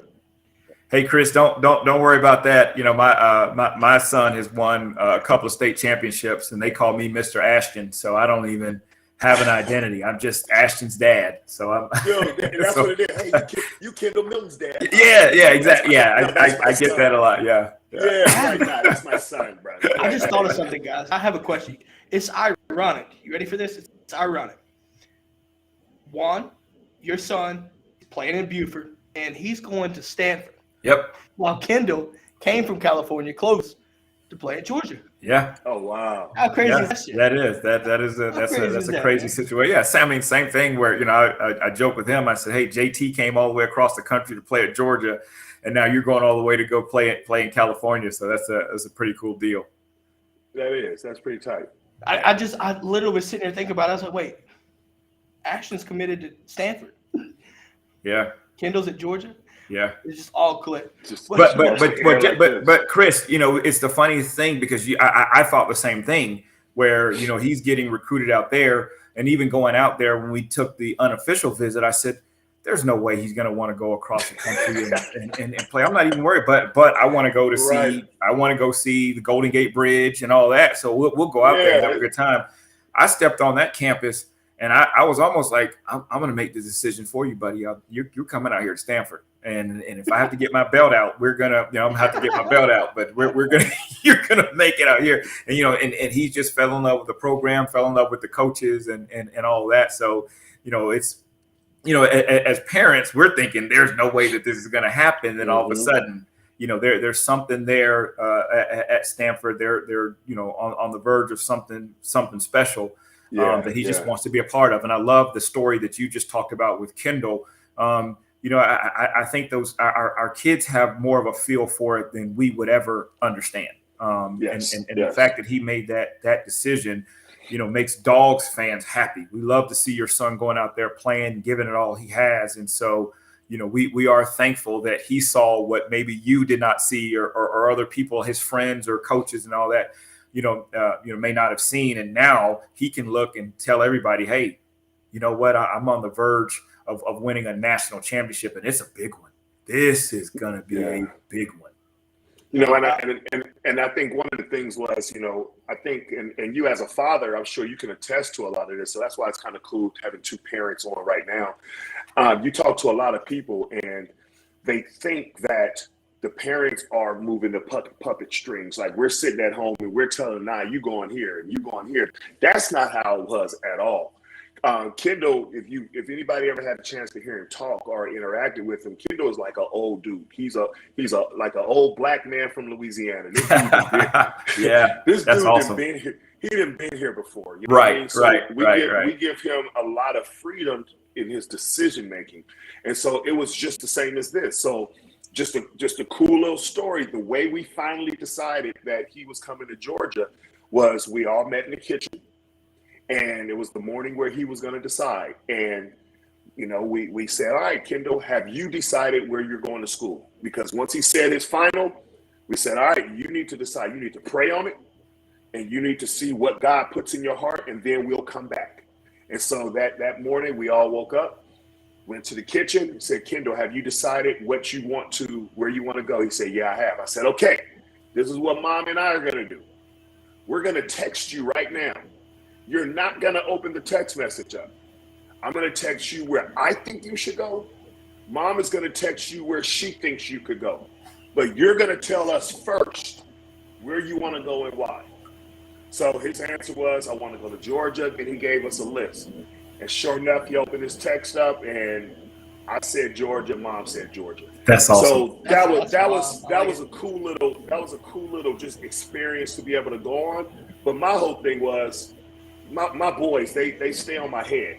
I said, so what you're not gonna do, I'm not gonna tell you where to go to school for you to go there to be unhappy and then talk shit about me your whole time there because dad made me go. Yes. That was Yes. identical to my like that. process in the military. Yeah. And that happened to my older son. My older son, he didn't play sports, but he got early enrollment at Georgia, and we thought for sure that was where his choice was going to be. He chose to go to Georgia State, which was a shock. But just like you said, if he goes up to Georgia and has a horrible experience, that's on us, and you're not gonna put that on us. And then so it became, it was between Stanford and Duke, for Ashton. The only thing that I said, my only 2 cents was, if you want to go to Duke to go and say that you had a great education, and say that I graduated from Duke, then that's what you should do. But if we're looking at, if you want to play in this, if you want to be in the top 12 to try to go for a national championship, or if you want to, maybe have a chance to win a conference championship, Duke's not it. It's just not it. Nope. But I also had to tell him, I said, don't look at it as 17-year-old Ashton when you're making this decision. Be 40-year-old Ashton, because I can promise you right now that 40-year-old Ashton is going to be looking at it and being like, that this is a no-brainer. And that's how you have to have your decision making. Can you look outside of your age, to say, okay, this is what's this is what happened to me. And from a humility standpoint, he loved the fact that he said, the coaches out at Stanford said, hey, you can be the top guy on the campus. You could be this Heisman Trophy candidate. You can be all world. And people don't care, because you in class, you could be sitting next to the next nuclear physicist, or the next person that's going to be, launching a space shuttle or having a whatever. So they don't care. So if anything, it's more of a privilege of you sitting down there next to somebody else. And that's the type of kid he is where, if we praise him and say, oh man, great game, he's like, okay, that's enough. I just want to get and focus on the next thing. So that's a great thing a great thing that he has, and a lot of that you can't teach it. You can try to, but a kid either has that humility standpoint or has their reasons why. Just like you said, Kendall being like a 40-year-old guy, he's the way he probably processes and looks at things is from a maturity level that's out of this world. And as a parent, you can't beg for a better situation than that. No, and I think that's one thing that it's refreshing to hear a lot of the stuff that you're saying, to see how you mirrored the process that we went through. And I think it's really imperative now, because I know for me, I'm outspoken. I'm very communicative, and I'm pretty transparent with specifically the people that I talk to about this journey, about the family, that type of stuff. And honestly, what I'm trying to do is change the narrative of how they look at and I'm not making this a race thing, but it's important, of how they look at our young minority men. And I think our young minority men are placed into a box. They're placed in this narrative is attached to them. They look at a lot of these young minority men and think when they are top tier athletes that, well, they must come from this home environment, right? They must come from this financial structure. That's why when you hear a lot of the high profile Black young men, when they commit to a school, oh, they must have got paid. You don't hear that about any other athlete, but you hear that about our young Black men. Well, every kid isn't there for the same reason. This is why I speak up. This is why it's so good to hear it, and it's so good for you to articulate your thought process, because we have to retrain people to let them know that there's family structures outside. And don't get mad when me as a Black father speak up and all of a sudden call me LeVar Ball. Right. Exactly. Right? Don't do that, because you would call me deadbeat if I said absolutely nothing. Right? So I think this is just an opportunity to help train people, to help shift some of the unconscious biases that are out there, to let people know, listen, man, we all come from different stories, and don't assume what my story is and I promise you, I won't assume what yours is. You get what I'm saying? Yeah, you're absolutely right. I like this correspondence. I love it. Really And I'm looking at Jay. Jay, you hit the nail on the head. Is everything starts with family. And, one of the things I don't like hearing when it actually comes to, African-American athletes is, oh, they're very well spoken. As if that is supposed to be, a compliment or whatever it is. You're speaking a certain dialect, speaking a certain language where people can understand. But, again, it's one of those things, like you said, it starts in the home, but it's a generational thing. And I was very fortunate. My father is he's an engineer. He was an engineer at Procter & Gamble, went to Tuskegee Institute. But one of the things he taught me early, and it was me and, a couple of my cousins, it was just speaking proper English, or speaking in a certain way. So what he would do is every summer he'd give us, he'd ask us what we wanted. So we would want either a remote control car or like a little scooter or something like that.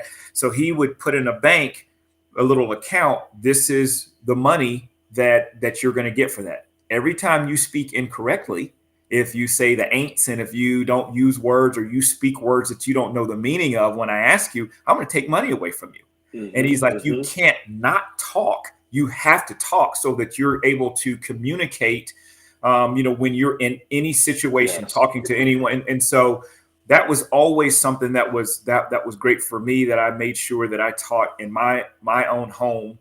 And then, just making sure I'm raising my kids in a way that, hey, you go out there, you be respectful, because I'm pretty sure that you said to both of your boys, when you leave this house, you are representing the Milton last name.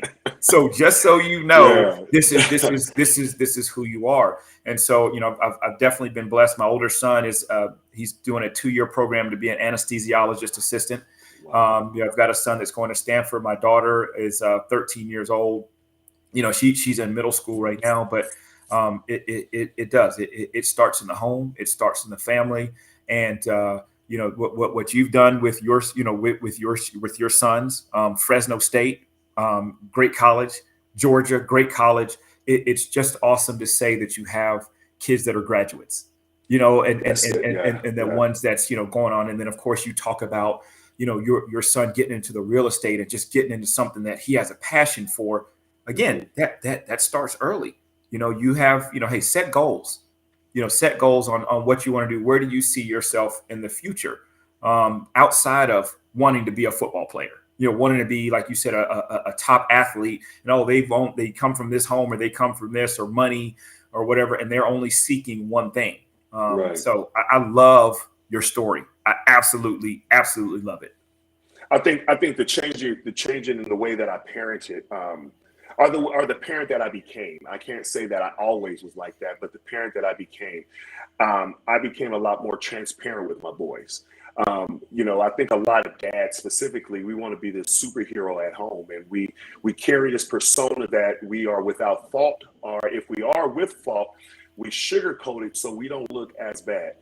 I let my boys know what type of F up I was. Yeah. I let them know exactly what my decisions were made. I let them know exactly what I put at risk at certain points in my life. Because when I come and sit you down and tell you, dude, you tripping, and this is the reason why, I want you to know that there's credibility with what I'm telling you, that your dad was a knucklehead. Right. Going up. Matter of fact, all you got to do is ask my dad.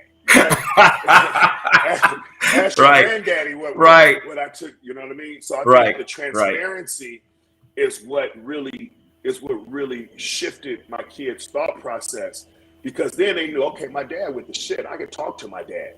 And I tell them, dude, here's the reality. Tell me the truth no matter what. Tell me the truth. I don't care how messed up it is, whatever the case may be.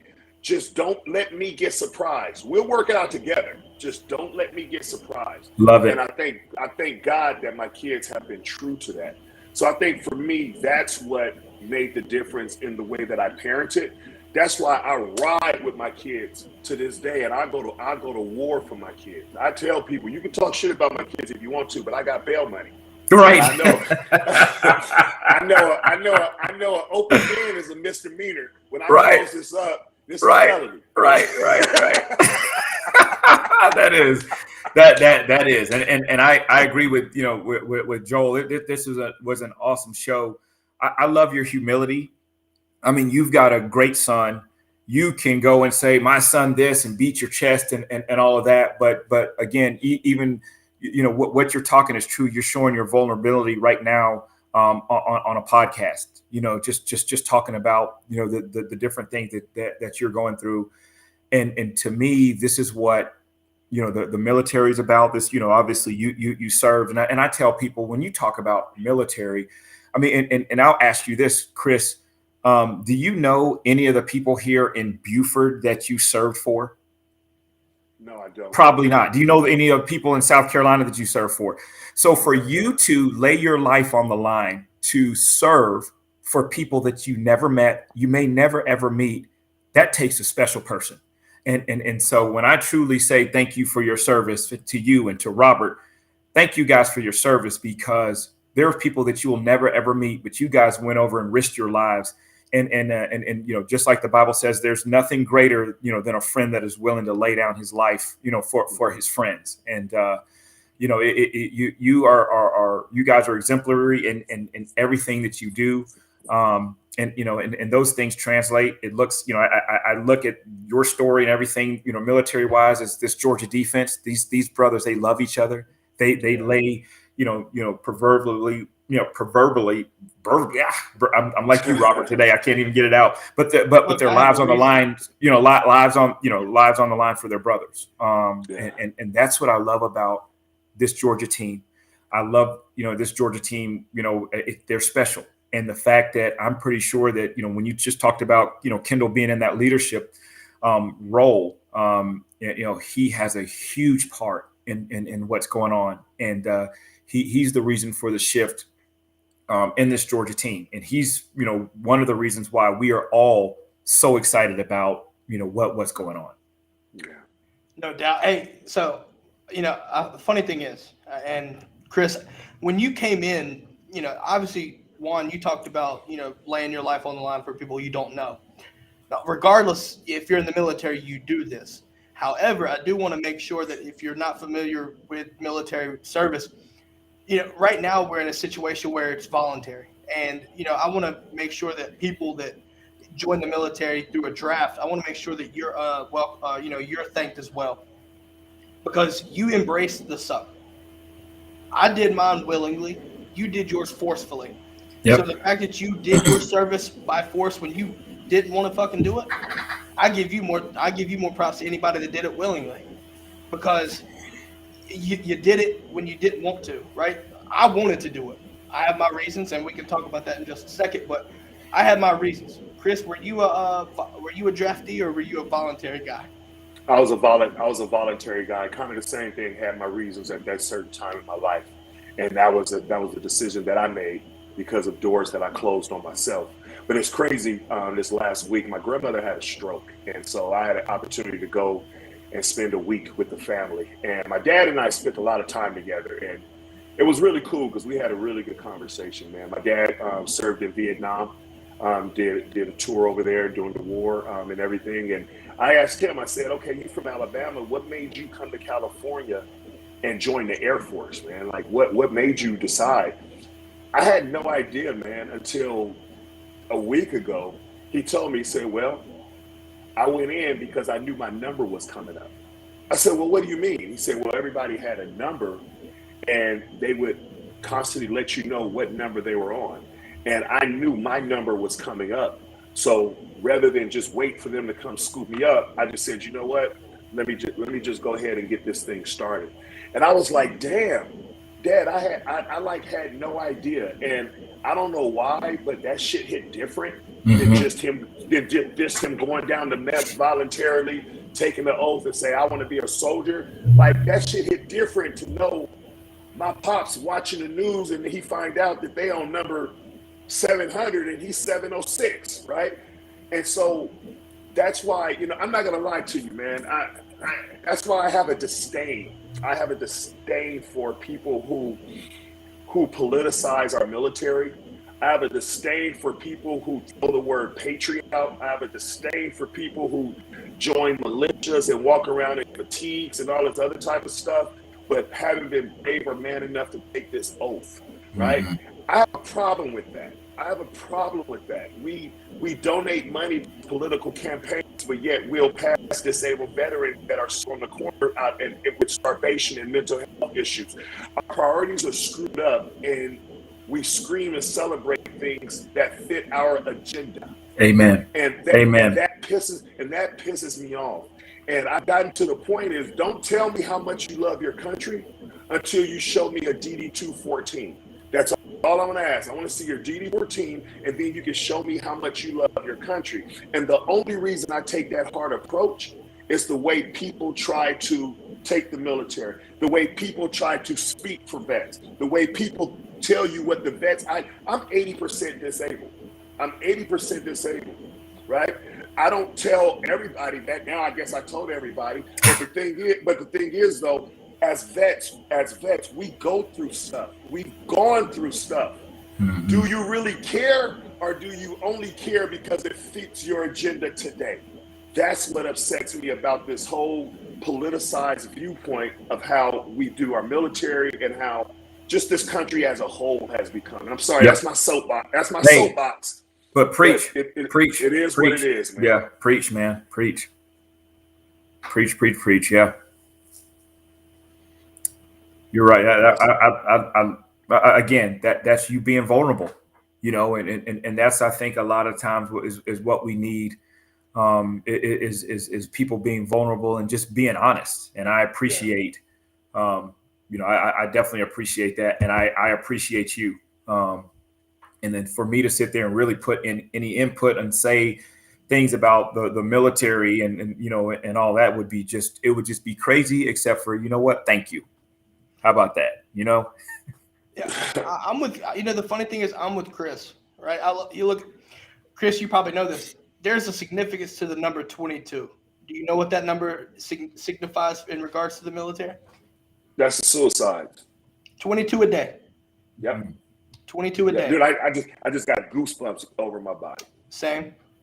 Just got goosebumps. And I'm not going to discredit anybody that didn't join the military, because I know people that willingly want to do it, but the barriers of entry stop them from doing so.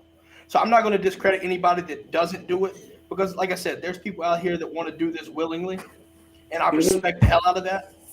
But you also have certain things you cannot help. If your health is a problem, you can't help some of that, right? But, you know, obviously you look at situations where, like, Chris, you mentioned about the 214. To your point, I'm going to specify that. I want to see an honorable discharge on your 214. That's the other side. Because, let's be honest, Chris, you know this damn well, man. Like, to get a dishonorable or, you know, something like that, like especially dishonorable, you have to fuck up.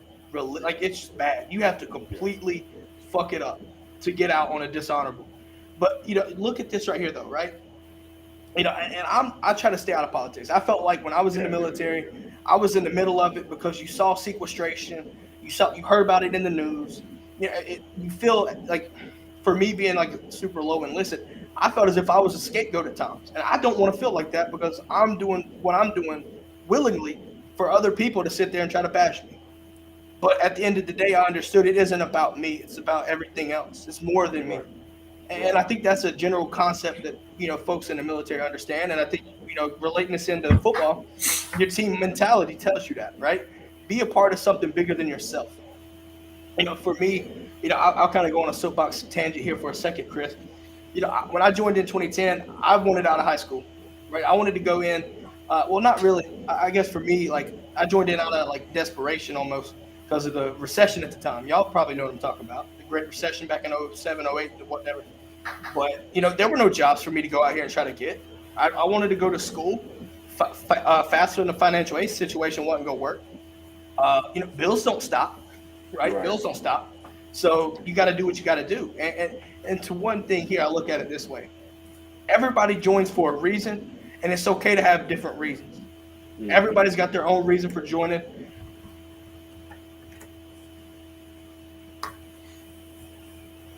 And you hear different, 100% of the time you're going to hear different things, right? That's just the way that goes.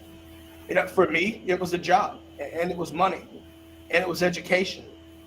But at the end of the day, also thinking about it, as my time transitioned through, it became more than that. You know, it's something that, you know, I look back and I didn't even think about it, but it clicked in my head. 9/11.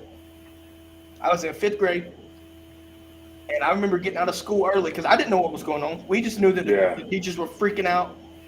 I go home. I go to where I got dropped off at school. Go home. My mom's sitting there crying, and she comes up. She hugs me and my sister, and she just cries. That shit stuck in my head. As I got older, I understood exactly what happened and the importance of that. So that kind of carried me through. So, you know, while I look at it as why I initially joined, I had no plan on joining the military. I was the first outside my grandpa. But for me, you know, I didn't think about it that way. I was like, it's a job, it's money. But then as I got in and I started doing, you know, my job and everything, it became more, right? And my reasons changed.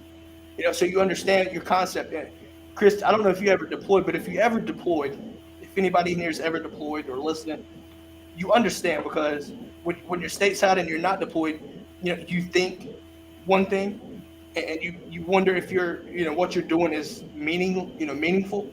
Mm-hmm. But when you deploy and you see it on the front line, or not necessarily a front line, but you're a lot damn closer.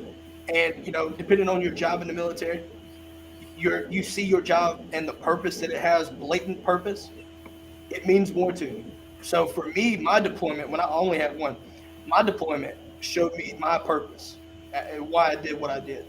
You know, because like for me, I dealt with, you know, when I was deployed, I dealt with supply, logistics. But then you see planes taking off, you see bombers taking off, and you know damn well what they're doing, and the purpose that has, it means more to you. Not saying that it doesn't mean anything stateside, but it damn well showed me exactly my purpose when I deployed. Yeah. And to the family too. You know, my stepfather was Army, and you know, and for him to go and be gone for, you know, months and months at a time, and then to come back, and then, you know, go in and serving his time doing the Army Reserves, you know, every other weekend, but just to see that brotherhood and see all the, you know, he was at Fort Gillem, that's you know, down in almost South Georgia, but you know. You have an appreciation, even as a family member, of the sacrifice and what you guys do, and you know, there's nothing like it in the world. And like I even asked you, Chris, you know, there's nobody here in Buford that you know that you put your life on the line for, but you did it. And to me, that's more amazing than anything in the world. You've got all these superstars. You know, these basketball players who think that they are all world and they think that they're big stuff, but it's nothing compared to somebody that is, you know, willing to lay their life down on the line for their country. You have that much love for your country, not just your family, but people that you'll never ever meet. That's just, you know, that's mind blowing in itself. Hey, Chris. What's your craziest military story, man? It's military story time right now. So I want to hear your craziest military story. It doesn't have to be like weird, crazy, or not like that. The only thing is, mine is going to have to be basic, man. Like I said, I was, you know, the logistics and all of that kind of stuff, man. So it was computers, and that's what I was doing, right? Mine honestly happened in basic, if I'm going to be real about it. I was in basic, and, you know, we had our dorm guard. It was probably 2:00 in the morning. And I remember I was knocked out, just like the rest of my squadron, man, the rest of my flight. And all I know is the dorm guard thing that woke me up. He's like, Chief, in the bathroom.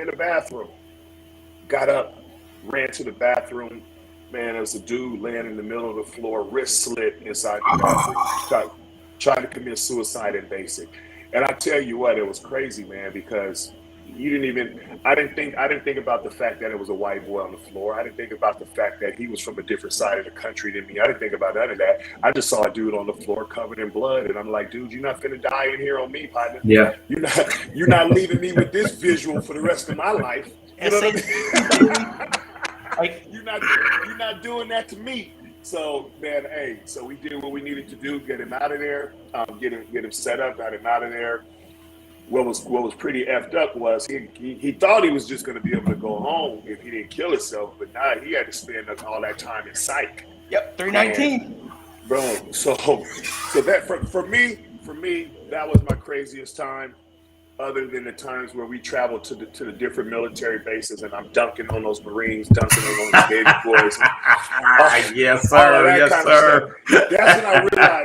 That's when I realized down at 29 Palms, man, we played hoop down there.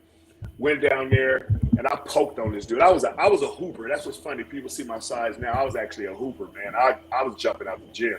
I poked on this dude, man, and ended up rolling my ankle real bad. Had to go to the hospital. Oh. That's when I realized, I'm like, hold on, the Marines don't even run their own hospital. It was Navy boys that came to pick me up. So I talk shit with all of that to all my Marine boys, man. But that's, you know, I didn't deploy. I didn't go to war. I supported the troops that did do that. That was my job. It was what it was. So I didn't have those crazy stories, but I had some in my own right. I'll tell you right now. I know, Juan, you've got to head out too, buddy. I know. Yes, sir. We've been going on 2 hours. Look. Yeah. Hey, Chris, it was nice to meet you. You too, man. Hey, good luck this weekend. Georgia by 1,000. You know, I can't wait. Looking forward to following your story, man. This was a blessing for me. Yes. Chris, it's been amazing, man. I appreciate it. I appreciate you, Robert. Y'all have a great weekend, man. I'll catch up with y'all. Go Dogs. All right, guys. Go Dogs. You too. Hey, Robert, I got to prepare for an 11 o'clock call too, so I can start my Friday, man. So. All right. Hey, look, if anybody in the brigade wants to stick around, I'll tell you a quick, crazy story. Before you leave, though, Chris, have you ever had camel? Had who? Camel. Like Joe Camel? Oh, nah, bro. No, I'm telling you right now, it's delicious. It's delicious. Nah, I'm just going to have to take your word for it. Yeah.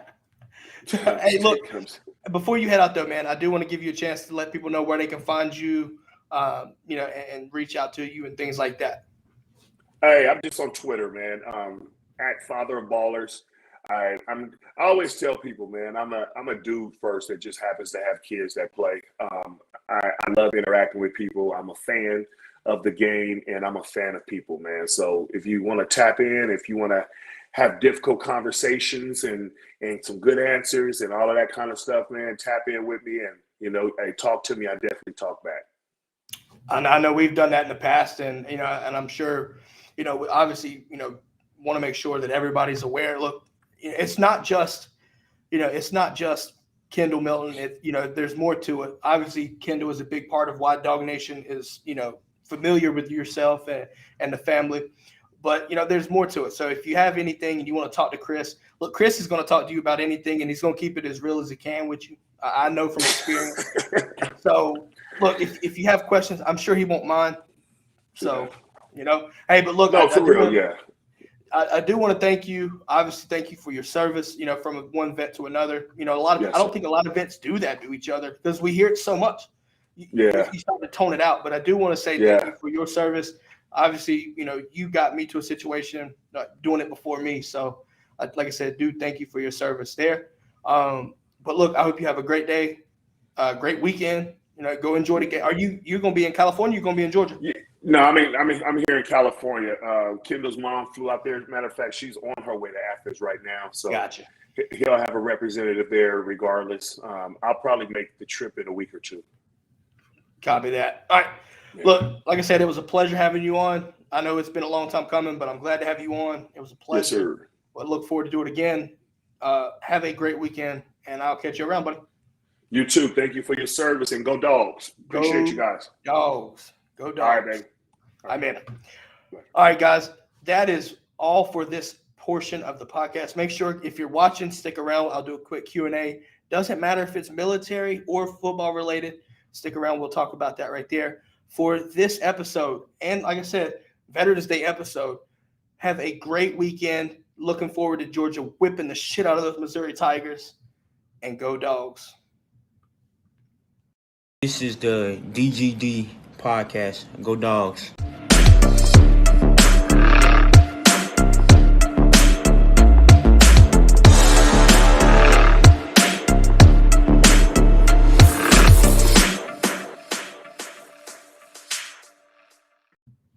All right, Brigade. I hope y'all enjoyed the show. The podcast portion will be up later. Might be a little bit longer. We went for about 2 hours, but I do want to stick around for a little bit. Give about 5 or 10 minutes. Military questions, military stories you want me to tell, reach out through the comments, and I'll respond. And I do want to talk about what a comment here that I saw: mental health being a major issue in the country. It's disguised as gun control. Suffering from mental health and PTSD, I do understand. The common, the assumption is that you get it through military experience, and that's not 100% accurate. It can happen in a multitude of ways, not just military personnel or anything like that. There's so many people in this country, in this world, that have experienced trauma, PTSD, things like that have had no military service, right? Just because a lot of people associate it with combat, and while that is accurate, but it's, like I said, it's not 100%. Anything, any kind of trauma can cause. So, but I do think that mental health is a major issue in this country, and really, I feel like, to me, it needs to be addressed more publicly. I think, it's the progress being made is, I think it's a big deal, and I think you're starting to see more visibility to it. I don't think there's ever a true fix to it. But at the same time, just because you have PTSD or, it's nothing. There's so many different things that don't make excuses for people. Some people don't want to believe it. Look, it's a real thing. It really is a real thing. Obviously you heard Chris's story about the guy in basic. That shit happens. That shit happens. And that's one of the things about basic training that I learned about. It breaks you down, and you really don't know what to expect when you're broken down to that level. Everybody feels sheltered, feels comfortable, right? But when you get pushed out of your comfort zone, how do you respond, right? Everybody handles that differently. And, in basic, it's not a race thing. None of that. It doesn't matter. You're put in it. Everybody's put together out of their comfort zone, and they break you down to build you back up. The thing is, everybody, together builds themselves back up. So there's a lot to it.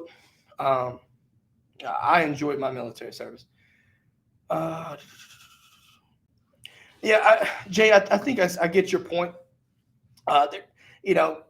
I'm not going to try to go too far into the political side of that thing, but people that do things like that, I guess my main takeaway from it is, look, don't be scared to tell people. You know what I mean? Like, it's okay.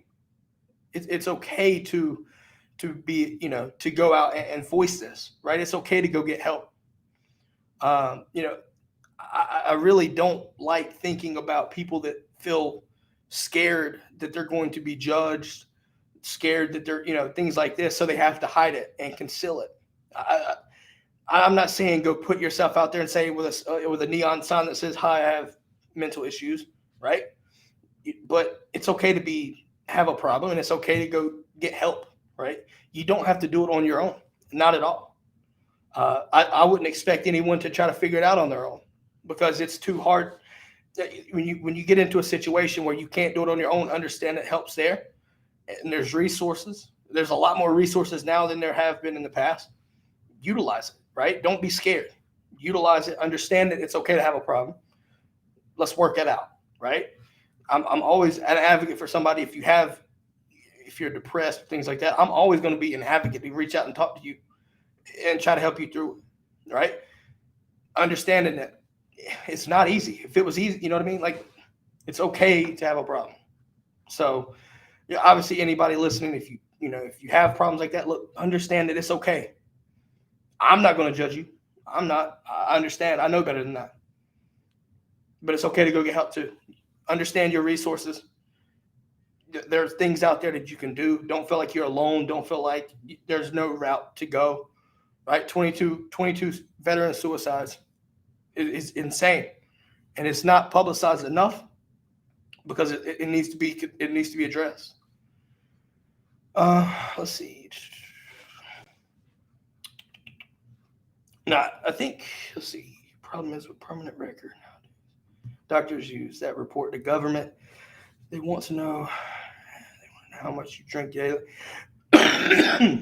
Yeah, I mean, but certain factors like that, Jay, can play into problems. Like if you're depressed, things like that. People drink, and then with their mental issues, people hide it, and then when they do that, it comes out. So I get why they do it, but I mean, I get your point as well.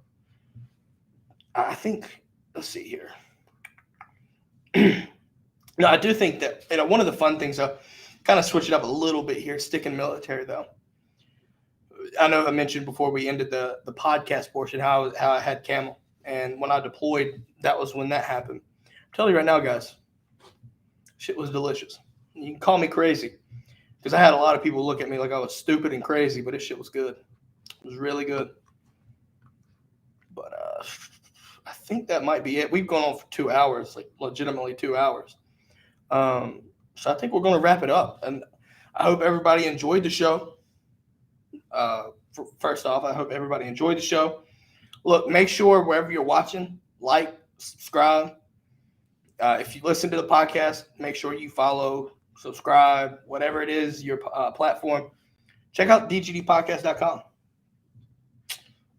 DGDpodcast.com. You can find how to watch, where to listen, things like that. Jay, I was stationed at Charleston Air Force Base down there in South Carolina. Outside of my deployment, I deployed to Qatar, and then I never left Charleston until I got out. But yeah, I'll tell you what, man, it was interesting. It was interesting. Definitely interesting. Let's see here. Any more questions from the brigade? Going once, going twice. Speak now, forever hold your peace. Nah, no, not Warner Robins. I don't know. For me, once I got to Charleston, you start to realize like PCS and things like that, and change of bases was not as easy as it sounded like. Like I knew people that had been at Charleston for a decade or their whole career at times. So it takes, your recruiter's a recruiter, man, but not everyone is, filling you full of shit. But I never ended up leaving. Like I said, I was only in there for 6, but I mean, I did honor guard. So honor guard was a cool story for me too. If you're not familiar with that, that's the military funerals. If you watch the color guards for different like events, things like that, I was able to do that. That was really interesting as well. I think, looking at from a memorial standpoint, right, especially with the military funerals, the honor guard kind of brought that into context for me. Kind of gave you appreciation for people before you, all that stuff. I was able to go to Georgia for that though. I'll tell you, Savannah, Augusta, Rincon. I'll tell you right now, the Rincon, Georgia was probably the hottest I've ever been. Holy shit. That was miserable. Damn, Rincon, Georgia in August. That was ridiculous. But no, I enjoyed my service, man. That was fun. It was fun. Got me through college as well. So with that though, guys, I'm going to wrap it up here. Like I said, DGDpodcast.com. Find out all about the show. Obviously, if you're on YouTube, make sure to hit notifications so you know when we go live. Also, check it out. We're doing other shows, non-Georgia related SEC concept here.